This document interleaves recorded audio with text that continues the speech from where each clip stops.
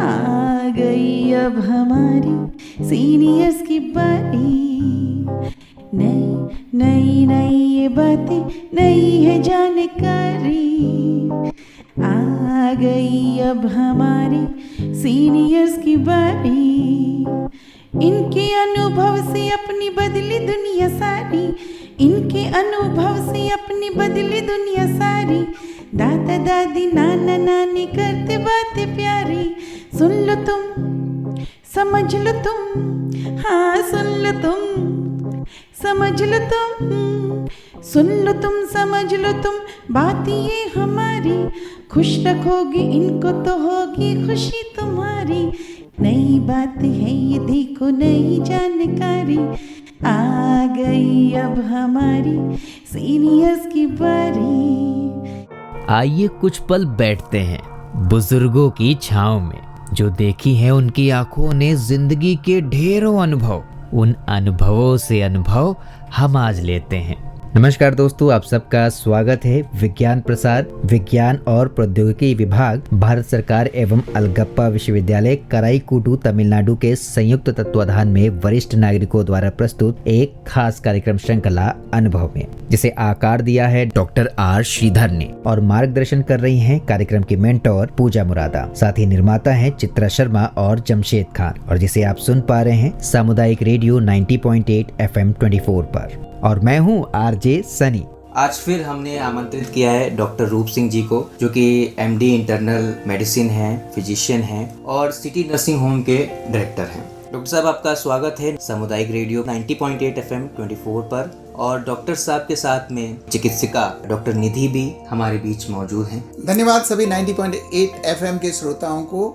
हमें बहुत खुशी है कि डॉक्टर निधि सोनी आज भिवाड़ी पधारी हैं, और वो एक ऐसी विधा की विशेषज्ञ हैं फोर्टिस हॉस्पिटल गुड़गांव में, जिस विधा को अभी तक भिवाड़ी या एनसीआर में बहुत कम लोग जानते हैं। तो चलिए हम डॉक्टर निधि सोनी जी से पूछते हैं कि आपने कैसे एमडी जीरियाट्रिक्स को चुना और इसमें कौन कौन से विशेष इश्यूज हैं जिनको आप प्रैक्टिस कर रही हैं। नमस्कार, मेरा नाम डॉक्टर निधि सोनी है। मैं एक जीरियाट्रिक मेडिसिन स्पेशलिस्ट हूँ, जो कि ऐसा ब्रांच है जो कि 60 साल से ऊपर के लोगों को देखता है। तो जैसे कि हमें पता है कि उम्र के साथ में जैसे जैसे उम्र बढ़ती है, शरीर में कुछ चेंजेस होते हैं जो कि हम अवॉइड नहीं कर सकते। जैसे कि हमारा जो बॉडी का मेटाबॉलिज्म है वो चेंज हो जाता है, हमारा बॉडी का जो फिज़िकल एक्टिविटी है वो चेंज हो जाती है, हमारी बोन्स पे चेंजेस आते हैं, हमारे बॉडी के ऑर्गन्स पे चेंजेस आते हैं। तो उसके हिसाब से हमारी बीमारियों में भी चेंजेस आते हैं। उम्र के साथ में बीमारियों का नंबर बढ़ जाता है। अगर हम एक नॉर्मल एडल्ट और एक ओल्ड एज फेलो में डिफ्रेंशिएट करें तो नॉर्मल एडल्ट्स में 1 या 2 बीमारियां होती हैं, लेकिन जैसे जैसे एज बढ़ता है तो इट्स वेरी कॉमन कि आप में 5-6 बीमारियां होगा। Diabetes, hypertension, this is very common. Doctor Nidhi, हम पॉइंट स्पेसिफिक क्वेश्चन करते हैं। Okay sir. कई बार भारतीय परंपरा में चिड़चिड़ापन, भूलने की बीमारी, हड्डियों का झुक जाना, भूख मर जाना, इन सब को लोग 60 के बाद एक सिंगल सिम्टम बोलते थे, सठियाना, करेक्ट, जिसमें इरिटेशन भी शामिल था।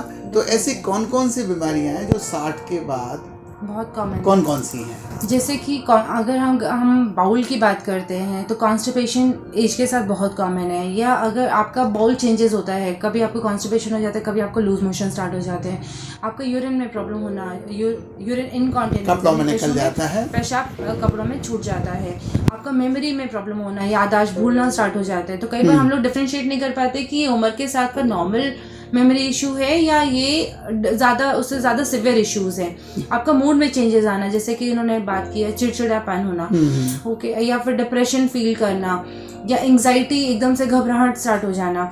अपार्ट फ्रॉम दैट, जैसे बोन का वीकनेस बहुत कॉमन है, खासकर फीमेल्स में। जब फीमेल को मेनोपॉज आता है, माहवारी रुक जाती है, उस टाइम पे एस्ट्रोजन का डेफिशिएंसी होने की वजह से बोन्स एकदम से सडनली वीक होना स्टार्ट हो जाती हैं।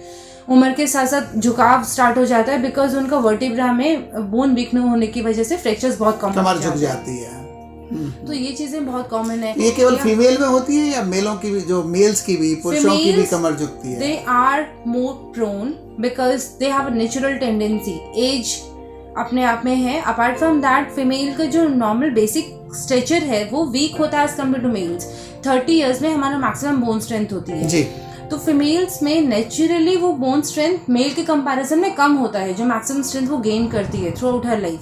आजकल बुजुर्ग उम्र में ना ज़्यादातर लोग कैल्शियम अपने आप ही खा रहे हैं, थिंकिंग कि शायद केवल कैल्शियम खाने से ही हड्डी बन जाएगी। Is it okay? Calcium and vitamin D का इनटेक इज रिकमेंडेड 1000 to 1200 यानी 1000 से 1200 milligram intake of calcium is important per day. and 800 to 1000 international units of vitamin D is also recommended weekly per day? daily but sometimes what happens is अगर वो without investigation लिए जा रहे हैं, sometimes they land up into the other end of the spectrum, यानी कि वो toxicity range में पहुंच जाता है। तो इट्स वेरी इंपॉर्टेंट कि हम हर 3 महीने या 6 महीने में एक विटामिन डी क्रॉस चेक करवा लें, ताकि हम लोग स्पेक्ट्रम की दूसरी तरफ ना पहुंच जाए। आपने बताया कि एक इंजेक्शन भी आजकल आप लोग अपनी प्रैक्टिस में यूज कर रहे हैं, जिनकी हड्डियां कमजोर हों, भुरभुरी हो गई हों, पोस्ट मेनोपॉजल में हो रहे हों, वो कौन सा इंजेक्शन है? Actually there are like few classes of medication. जो सबसे कॉमन होता है वो होता है बिसफॉस्फोनेट्स। बिसफॉस्फोनेट्स में दोनों तरीके के मेडिकेशन आते हैं, ओरल भी आता है और आईवी भी आता है। आईवी का जो सबसे अच्छा है वो है that is you can just take it yearly, साल में एक बार आप ले लेंगे, then you are done and you can take it for maximum of 3 to 5 years। उसके बाद थोड़े दिन के लिए आपको ब्रेक देना पड़ता है। दैट इज जोलेडोनेट का injection which is very common and it's not very costly also. 3000 to 4000 का आपको इंजेक्शन मिल जाता है। महिला पुरुषों में अलग अलग तो नहीं होता? No, the dose is same. Okay.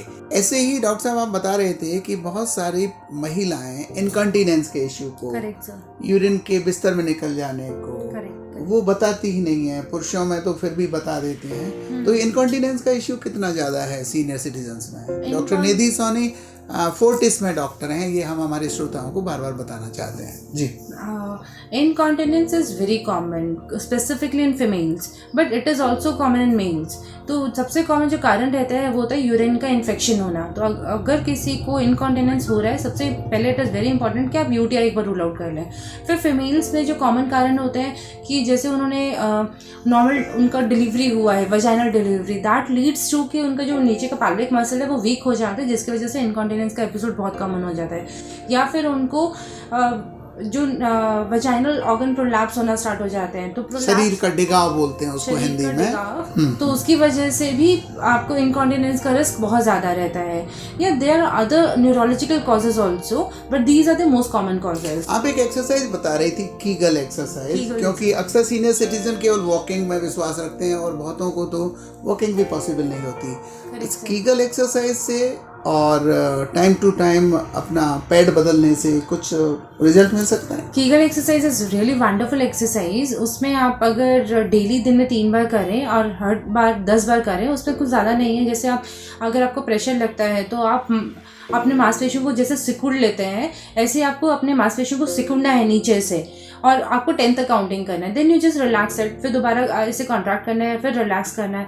ऐसे आप एक बार में 10 बार कर लीजिए और दिन में 3 बार करिए, तो इससे पैल्विक मसल्स में स्ट्रेंथ आती है एंड इट्स रियली वंडरफुल।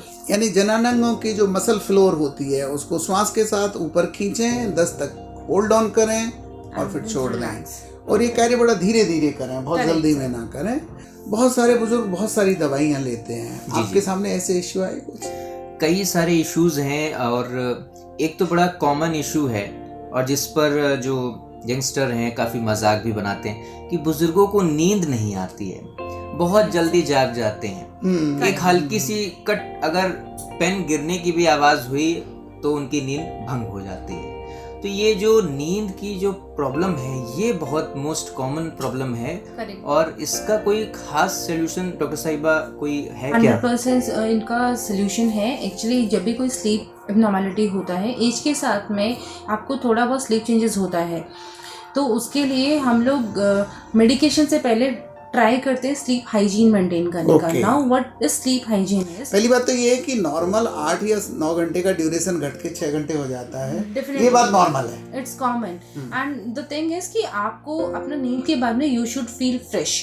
अगर आपको सोने के बाद में भी फ्रेश फील नहीं होता है, आपके फैमिली मेम्बर्स कंप्लेन कर रहे हैं कि आपका जो खराटों की आवाज़ की वजह से वो नहीं सो पाते हैं, या फिर आपकी सांस बीच बीच में रुकती है, आप अगले दिन ऐसा फील करते हैं कि मेरे को नींद प्रॉपर्ली नहीं आया, या आप बैठे बैठे भी सो जाते हैं, that is not normal, that has to be evaluated. तो उसके लिए स्लीप स्टडीज़ होती हैं, वो रूल आउट करने के लिए कि आपको OSA नहीं है। अगर वो सब चेंजेस नहीं है, you are feeling fresh, then it is good enough. तो द थिंग इज कि एक तो मॉर्निंग में आपको सोना अवॉइड करना चाहिए, आपको अपना सोने और जागने का टाइम फिक्स करिए। और जिस रूम में आप सोते हैं उस रूम में कोशिश करिए टीवी ना देखें या अपार्ट फ्रॉम स्लीप कोई और एक्टिविटी ना करें। रात को सोने के लिए माहौल प्रिपेयर करें। जबकि ज्यादातर सीनियर सिटीजन्स ने अपने कमरे में टेलीविजन लगाया हुआ होता है। That is one of the major reason कि वो एक्टिवेट होते रहते हैं या फिर वो मोबाइल फोन देखते हैं। अगर आप मोबाइल फोन देखते हैं और आपका माइंड में कांस्टेंट स्टिमुलेशन बनता है, उससे नींद नहीं आता। तो स्लीप हाइजीन का फॉलो करें। 100%। बहुत ज्यादा देर से खाना, हैवी मात्रा में खाना। And one more very important thing is, जैसे कि एल्डरलीज में बार बार यूरिन का प्रॉब्लम होता है, तो वो बार बार उठने की वजह से भी उनका नींद टूटता है। तो what they should do is कि 6 बजे के बाद में अपना वाटर रिस्ट्रिक्शन करें। Oh that's wonderful point. रात को बहुत ज्यादा पानी ना पिए। 6 बजे के बाद बस अगर हो ज़रूरत हो तो just take sips of water, don't take lot of water. Normally 2 से 2.5 लीटर पानी रिकमेंडेड है, that should be taken before 6 o'clock। 6 बजे से पहले आप पानी पियो। डॉक्टर साहब कोई स्पेशली डाइट और न्यूट्रिशन के बारे में बताएंगी, ताकि ये जो बहुत सारे पॉलीफार्मेसी के प्रेरित लोग बीकासूल, कैल्शियम, विटामिन डी और विदेश में रहने वाले बच्चों के द्वारा भेजा हुआ टॉनिक, ये 4-5 तो बिना डॉक्टर की सलाह के लेते ही रहते हैं। So that is a major issue and वो लोग अगर हम नहीं भी दे तब भी ज़बरदस्ती हमारे दे आर लाइक कि आप प्रिस्क्राइब करिए, हम लोगों को जनरल वीकनेस हो रहा है। But they should understand that weakness can not be taken care of by taking medication. अगर आप अपना प्रॉपर डाइट लेते हैं, आप अपना प्रॉपर मेंटल हेल्थ मेंटेन करते हैं, आप एक्सरसाइज करते हैं, these 3 things are the fundamental to a healthy life.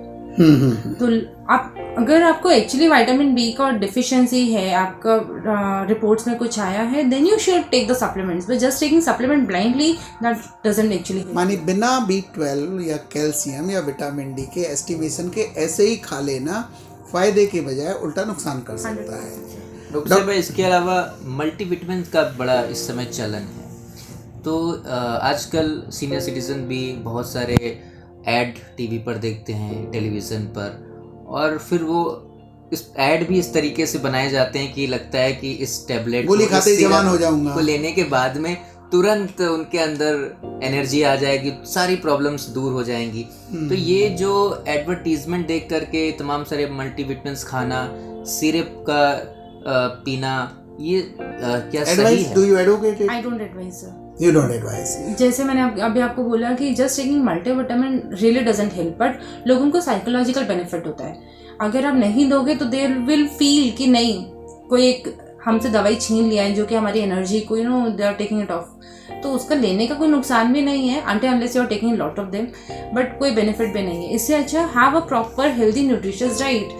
अपनी प्लेट को जितना कलरफुल रखेंगे, उसमें सीजनल फ्रूट्स रखिए, सीजनल वेजिटेबल्स रखिए, take milk on a regular basis, take proper amount of protein in your diet. The protein is a must.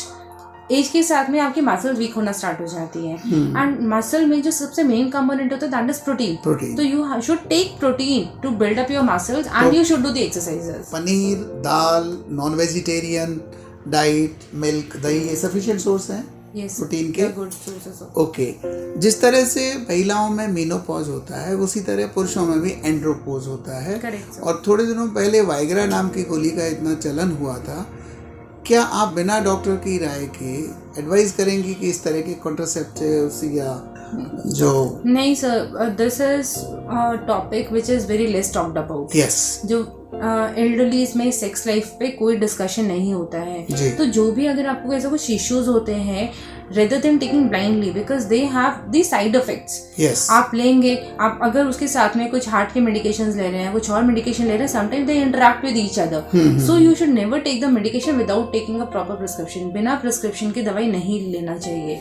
You should always meet, अपने doctor से बात करिए, उनको प्रॉपर अपना प्रॉब्लम बताइए, उसके हिसाब से the medication should be started. Last question की तरफ चलते हैं। यूँ तो जीरियाट्रिक्स के जो इश्यूज हैं, सीनियर सिटीजन्स की बीमारियों की एक लंबी लिस्ट है, और हमने डॉक्टर निधि सोनी जी से रिक्वेस्ट की है कि फोर्टिस के बैनर के तले वो भिवाड़ी में थोड़ा सा एक्सटेंडेड सेवा दिया करें, क्योंकि हमारे पास बहुत बड़ी संख्या है यहाँ वरिष्ठ नागरिकों की जो कम्युनिटीज़ में रहते हैं। डॉक्टर साहब, वैक्सीनेशन एंड सीनियर सिटीजन्स, हमें निमोकोकल के और निमोनिया के और कोविड के बाद तो टीकाकरण की एक अलग ही जागृति आई है। ऐसे कौन कौन से टीके हैं जो आप एडवाइस करेंगे? सर, अगर मैं बात करूँ वैक्सीनेशन की, तो फॉरेन में वैक्सीनेशन जैसे बच्चों में वैक्सीनेशन शेड्यूल्स हैं, ऐसे ही एल्डरलीज में भी वैक्सीनेशन इम्यूनाइजेशन शेड्यूल होता है। बट इंडिया में because of the financial issues, because of the इतना ज़्यादा लोगों के पास फाइनेंसेस नहीं है, ना लोगों में अवेयरनेस है, इसीलिए कोई भी एडल्ट इम्यूनाइजेशन शेड्यूल नहीं है। But there are 4 recommended vaccines for elderly. कौन कौन से? One is influenza, that should be taken every yearly irrespective of कि आपको बेसलाइन कोई इशू है या नहीं है। ये एडल्ट में और यंग में दोनों में रिकमेंडेड है। Second is your pneumococcal vaccine. Pneumococcal vaccine में भी 2 तरीके के वैक्सीन आता है, प्रेवेनार 13 और न्यूमोवैक 23। अगर आपको कुछ बेसलाइन इश्यूज़ हैं जो कि आपकी इम्यूनिटी को कॉम्प्रोमाइज़ करते हैं, जैसे कि अगर आपको डायबिटीज़ है, आपको किडनी इश्यूज़ हैं, आपको लिवर इश्यूज़ हैं, आपको कोई मैलिग्नेंसी है, तो उस केस में you should take a Prevenar 13 और उसके 1 साल के बाद में एक Pneumovax 23। And these vaccination they are recommended in a person more than 65 years of age, उसमें तो देना ही है। बाकी जो एक अलग एज ग्रुप है दैट इज़ 50 to 65 ईयर्स, उसमें भी दे आर लाइक अगर आपको डायबिटीज़ है विच इज़ सिवियरली जो कि बिल्कुल वेल कंट्रोल नहीं है, एंड आपको हार्ट के इश्यूज़ हैं, लिवर इश्यूज़ है, या फिर आप ऐसे कोई मेडिकेशन खा रहे हैं जिससे आपका इम्यूनिटी कम होता है। यानी टीके का भी निर्धारण डॉक्टर से परामर्श के बाद 100%। इन्फ्लुएंजा वैक्सीन आप लेना है, उसमें इन्फ्लुएंजा, निमोनिया, 2 और कौन कौन से टीके हैं? The third one is your DPT vaccine, diphtheria, pertussis and tetanus. अगर आपकी लोकेलिटी में डीपीटी वैक्सीनेशन अवेलेबल नहीं है तो you can just take a tetanus booster, but tetanus booster has to be taken every 10 years. ये बहुत नई बात है, बहुत अच्छी बात आप बता रहे हैं डॉक्टर निधि सोनी। और चौथा vaccine is your fourth is your herpes zoster vaccine. Okay, herpes zoster का अभी actually there are 2 type of vaccine, Shingrix and Zostavax. Shingrix अभी नया लॉन्च हुआ है फॉरेन में, लेकिन इंडिया में Zostavax is the one which is available and they should be like 2 vaccine should be taken on a gap of 2 to 6 months। तो जैसे बच्चों का कार्ड बनता है लगभग ऐसे सीनियर्स का भी कार्ड बन सकता है टीकाकरण का। And there few other vaccines also, लेकिन उनके अलग इंडिकेशंस हैं। अगर जैसे आपको लिवर का इश्यूज है तो उसमें हेपेटाइटिस बी और हेपेटाइटिस बाकी वैक्सीनेशन लगते हैं, हेपेटाइटिस ए के वैक्सीनेशन लगते हैं। करेक्ट।